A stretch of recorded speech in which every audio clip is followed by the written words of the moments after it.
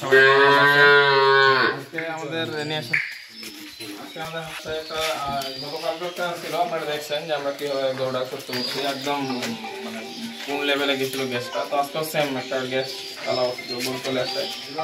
তো আমাদের এই যে এআই টেকনিশিয়ান সঞ্জয় দূর থেকে না সমস্যা সবাই দেখতে পাবে, গ্যাসটা বাইর করার চেষ্টা করতেছি।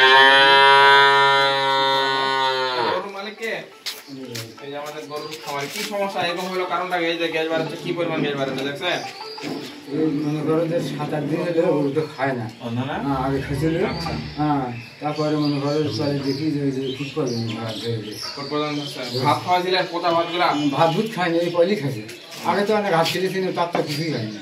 আমি কিন্তু মনে করো পর খাই। যাক, আমারই কথা শুনলাম, তো উনি হয়তো কারণটা বলতে পারতেছে না সঠিকভাবে। আমার যেটা ধারণা হয়তো এক নাম্বার, 2 নাম্বার হয়তো কাগজ বা আশেপাশে যে গরুটা বাঁধে রাখে আর কি। হ্যাঁ, এই খামারিদের এই সচেতনতা আর একটু জরুরি আর কি। যেখানে গরুটা বাঁধা থাকে ওই ওনাদের বাসায় আর কি, খামারির বাসা, ওইখানে আশেপাশে কাগজ অথবা দড়ির যে মানে শার্টগুলো থাকে বা কোনো ময়লা আর কি, যে কোনো জানা যে কোনো খায়, এটার কথা বলতেছি না, আরো আনুষঙ্গিক যে অন্যান্য গরু অনেকগুলো পাচ্ছে এখন রেগুলার।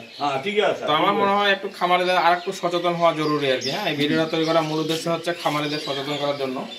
তো আমার মনে হয় খামারিরা যদি আর একটু সচেতন হয় তাহলে এই ধরনের সিভিয়ার কেসগুলো একটু মানে এড়িয়ে চলতে পারবে আর কি, বা মানে হবে না সাধারণত। ওই জন্য আমি আপনাদেরকে বলবো, আপনারা যেখানে গরুটা বাঁধবেন সেই আশেপাশে যে পরিবেশটা, ওখানে কাগজ আছে কিনা, দড়ি আছে কিনা, বা আপনারা যে ঘাসটা খাওয়ান ওখানে আবার শিয়াল মুতি বা ওই যে বিষাক্ত যে ঘাসগুলা এগুলা খায় কিনা, এগুলো একটু লক্ষ্য রাখবেন। তাহলে হচ্ছে যে আপনাদের এই যে গবাদি প্রাণীগুলা একটু কষ্ট পায়। এইটা তো নিয়ে আসছে এখানে অনেকগুলো আছে যে আনার আগেই মারা যায়, কিন্তু এদের সম্মুখীন কে, ক্ষতির সম্মুখীন কে হয়? আপনারাই হন, আমরা কিন্তু হই না।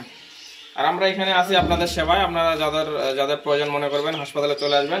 হাসপাতালে আসলে দেখতেই পারতেছেন যে আমাদের যে লোক আছে 2জন, আমি আছি, আরও আমাদের স্টাফ আছে।